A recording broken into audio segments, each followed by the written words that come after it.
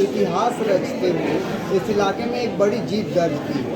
इस वक्त हम मौजूद हैं विधायक इंद्र मंडावी के साथ। उनसे जानते हैं कि कैसा रहा ये सफ़र इस इलेक्शन का और कितनी चुनौतियाँ।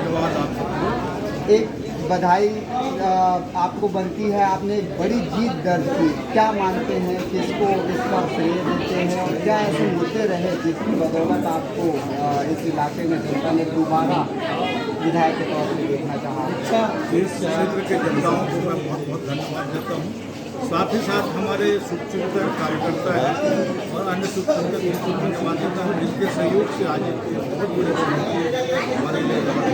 और मैं पिछले 2018 में भी मेरे को बहुत भारी मत आए थे, इसकी वजह से आज हम अच्छे काम करने का प्रयास किए और दूरस्थ अंचल जहाँ अभी जैसे वर्तमान में ऐसे बहुत सारे काम जहाँ पे आज तक कोई विधायक नहीं। आज मैं देख रहा था पीके मेकर से भी अच्छा हमको लीड मिली है, वैसे हर गांव से लीड मिली है। तो मैं सभी प्यारे प्यारे जनताओं को मैं धन्यवाद देता हूँ जिसकी वजह से हमको ये लीड मिली है। और मैं यहाँ क्षेत्र में काम करने का प्रयास किया हूँ। उसमें सबसे बड़ा जो काम है जिले का निर्माण किया। 3 तहसील जो हमारे पूरे दूरस्थ अंचल में रहे, औंधी, खड़गांव और वासड़ी, जो अभी तक के पूरा नक्सल प्रभावित क्षेत्र रहा है और वहाँ पे कोई जाना भी नहीं चाहते थे, सब डरते थे। वहाँ पे तहसील का निर्माण किया है जिससे लोगों की आवाजाही प्रारंभ हुआ, उनका पूरा काम होना प्रारंभ हुआ। और वहाँ पे जैसे बहुत सारी परेशानी होती थी, नामांतरण, बंटवारा, खौती, तो वहाँ पे तुरंत अब खौती सब काम हो जाता है। वैसे यहाँ पे हायर सेकेंडरी के बहुत सारे भवन भी थे, तो लगभग 10 हायर सेकेंडरी भवन का निर्माण करवाया हूँ। और धान खरीदी केंद्र है। पहले हमारे किसान लोग एक सप्ताह जाके लाइन लगाते थे 15 साल में, उसको उस चुनौती को दूर करते हुए मैं लगभग 10 धान खरीदी केंद्र खुलवाया, जिसमें सबसे पहले भोजटोला, इधर मटेवा है, आड़ेजर है, पाटन है, अपना बिचारपुर, ऐसे 10 धान खरीदी। इस साल भी 2 धान खरीदी केंद्र खुलवाए। अब किसानों को तुरंत जाते हैं और सुबह जाते हैं, शाम तक बेच के आ जाते हैं। 1 सप्ताह लाइन लगाना नहीं पड़ता। ऐसे हर उनके सुख दुख के साथी बन के मैं काम करने का प्रयास किया हूँ।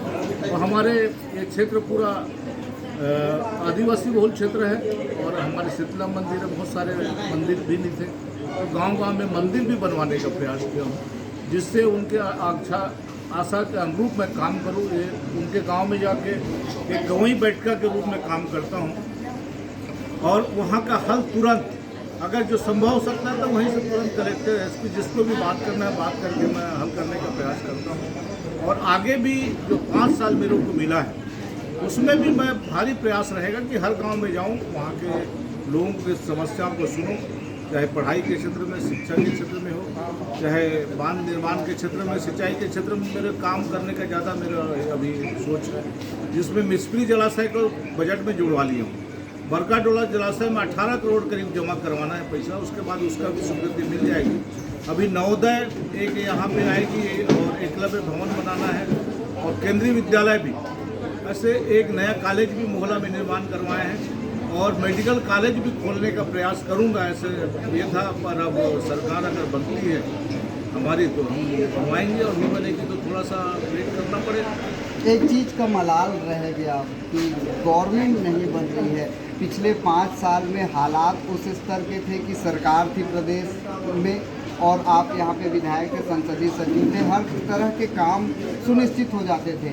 अब चूँकि बीजेपी की गवर्नमेंट बनते दिख रही है, तो क्या कितना चुनौतीपूर्ण देख रहे हैं इस इलाके के विकास को लेकर आप आगे 5 सालों को? इस क्षेत्र के विकास के लिए मैं तो संघर्ष करूँगा, चाहे कोई भी काम हो, मैं हमेशा संघर्षशील रहूँगा और उसके लिए जिस स्तर पे जाना पड़े तो मेरा सोच रहेगा उस काम को करूँ, क्योंकि मेरा क्षेत्र आदिवासी क्षेत्र है, दूरस्थ अंचल है, आवागमन के साधन नहीं है।